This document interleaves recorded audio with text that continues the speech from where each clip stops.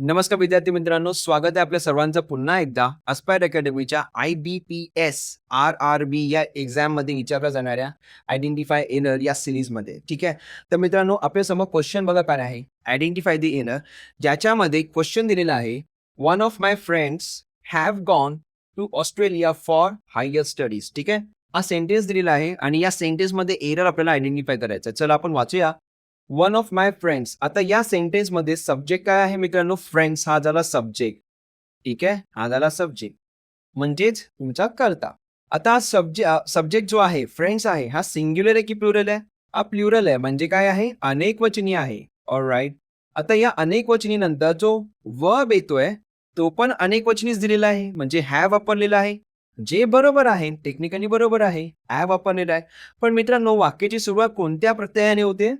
One. Right.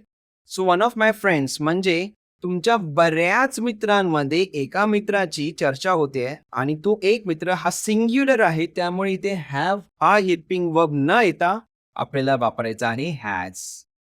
So right sentence would be one of my friends has gone to Australia for higher studies. तर आपल्याला error कशामध्ये पडलेला आहे? Have gone. ठीक आहे, हा झाला तुमचा एरर. आलं लक्षात?